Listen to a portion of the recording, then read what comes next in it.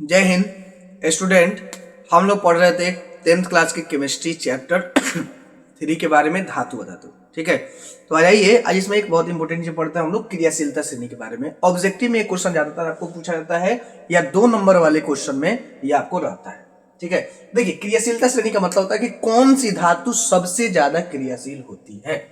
ठीक है, तो इसके लिए क्रियाशीलता श्रेणी बनाया गया है, जो बनाया गया मैं आपको यहाँ पे लिख दिया हूं। तो देखिए सबसे पहले पोटेशियम, सबसे ज्यादा क्रियाशील धातु क्या है? पोटेशियम है।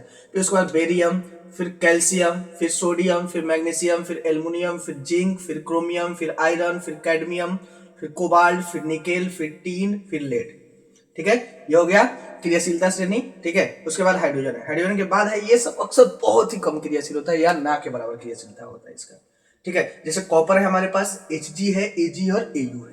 ये सब की क्रियाशीलता बिल्कुल ना के बराबर होता है, यानी ये सब धातु क्या है, किसी के साथ अभिक्रिया जल्दी नहीं करता है। ठीक है, कुछ उत्प्रेरक वगैरह डालने पे, कुछ और भी चीजें डालने पे, कुछ और माहौल देने पे हो सकता है ये कभी रिएक्शन कर ले, वरना अक्सर है यहां से लेकर के यहां तक की धातु क्या है, क्रियाशील है। देखिए यहां से लेकर ये मैग्नीशियम तक का आपका धातु है, ये ज्यादा क्रियाशील धातु होता है। मैग्नीशियम तक का जो भी धातु है बहुत ज्यादा क्रियाशील है, लेकिन अचानक से एकदम आपका अभिक्रिया कर एकदम अचानक से कर लेगा, एकदम थोड़ा भी इसमें टाइम नहीं लगेगा रिएक्शन करने में। ठीक है, तो देखिए अब ये जो हाइड्रोजन है ये बाउंड्री है। ठीक है, तो क्रियाशीलता श्रेणी में हम लोग बात करते हैं हाइड्रोजन के ऊपर की धातु और हाइड्रोजन के नीचे की धातु के बारे में। ठीक है, हाइड्रोजन से ऊपर है ये सारी धातु क्रियाशील होती है, सब अभिक्रिया करेगा। हाइड्रोजन से नीचे है ये धातु क्रियाशील नहीं होती है, ये अभिक्रिया नहीं करेगा। कुछ खास माहौल देने पे, कुछ खास इन्वायरमेंट देने पे ये हो सकता है अभिक्रिया कर ले। ठीक है, तो चलिए पहला विशेषता जो है इसका, यह क्रियाशीलता श्रेणी में हाइड्रोजन के ऊपर की धातुएं अधिक क्रियाशील होती है। ठीक है, in reactive series the metals above hydrogen is very reactive.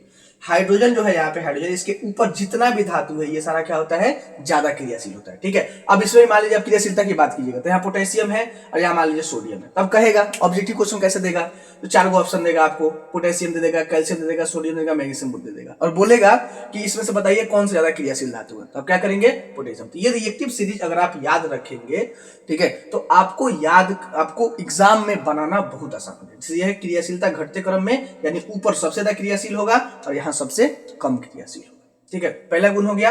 दूसरा, क्रियाशीलता श्रेणी के नीचे आने पर धातुओं की क्रियाशीलता घटती जाती है। जैसे जैसे क्रियाशीलता श्रेणी से हम नीचे आते जाते हैं वैसे क्रियाशीलता क्या होगी, इसकी घटती जाएगी क्रियाशीलता। ठीक है, देखिए the reactivity of metals decreases down the series. ठीक है, जैसे नीचे आएगा उसका रिएक्टिविटी क्या हो जाएगा, घटते चला जाएगा। देखिए तीसरा है, इस श्रेणी में हाइड्रोजन की धातुएं अम्ल से अभिक्रिया करके H2 गैस मुक्त करती है। ठीक है, अब इस सीरीज में जो भी धातु है हाइड्रोजन से ऊपर की धातु, ठीक है, यानी कि लेड से लेकर ऊपर की धातु, ऐसे ये सब चीजें तो इसका रिएक्शन उतना नहीं कराया जाता है, ये रिएक्शन देखने को नहीं मिलता है। अक्सर ये सारी जो धातुएं है ये किसी भी अम्ल से अभिक्रिया करेगी तो हाइड्रोजन गैस मुक्त करेगी। स्टूडेंट इस बात का ध्यान रखिएगा कि हाइड्रोजन गैस का उपयोग इंडस्ट्री वगैरह में बहुत ज्यादा होता है। ठीक है, हाइड्रोजन गैस का बहुत ज्यादा उपयोग है, तो कुछ रिएक्शंस अधिकतर कराए ही इसीलिए जाते हैं कि हाइड्रोजन गैस मुक्त हो जाए और उस हाइड्रोजन गैस को हम लोग कलेक्ट करके दूसरा कोई काम कर सके। ठीक है, जब इनमें से कोई भी धातु इस सब का अभिक्रिया हम लोग अम्ल के साथ कराएंगे या इसको अम्ल में डाल देंगे तो रिएक्शन का क्या करेगा, हाइड्रोजन गैस मुक्त करेगा। ठीक है, in this series the metals above hydrogen is reacts with acid and free hydrogen gas. ठीक है, चलिए नेक्स्ट देखिए, कोई अधिक क्रियाशील धातु अपने से कम क्रियाशील धातु को लौने से विस्थापित कर देता है। ठीक है, देखिए क्रियाशीलता श्रेणी में जो ज्यादा क्रियाशील धातु है, ठीक है, ये ज्यादा क्रियाशील धातु अपने से कम क्रियाशील धातु को क्या करेगा, वहां से रिमूव कर। जैसे देखिए हमारे पास है Fe और इसका रिएक्शन कराते हैं CuSO4 से, लोहा है और ये कॉपर सल्फेट है। ठीक है, अब जब रिएक्शन कराएंगे तो देखिए ये हमारा क्रियाशीलता श्रेणी है, लोहा, लोहा क्या है, ऊपर है, कॉपर देखिए। ठीक है, हाँ कॉपर देखिए यहाँ पे है।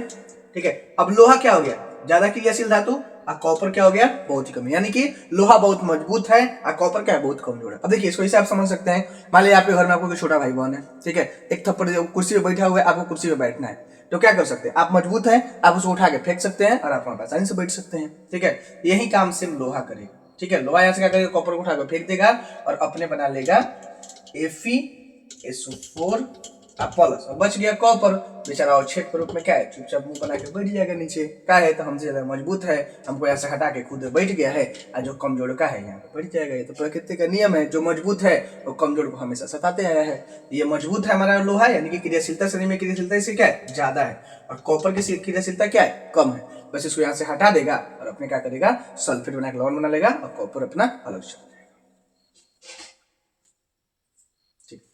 चलिए, तो आई होप आपको मेरा वीडियो पसंद आया हो। वीडियो पसंद आया तो वीडियो को लाइक करें, चैनल को सब्सक्राइब करें। आप अपनी समस्याएं बेहिचक हमें बोल सकते हैं, ठीक है। आप कमेंट कर दीजिए या फेसबुक इंस्टाग्राम पे फॉलो करके आप जुड़ जाइए और उस पर आप अपनी समस्याएं भेज दीजिए। मैं कोशिश करूंगा जितना जल्दी हो सके आपकी समस्याओं का समाधान कर सकूं। तब तक के लिए जय हिंद।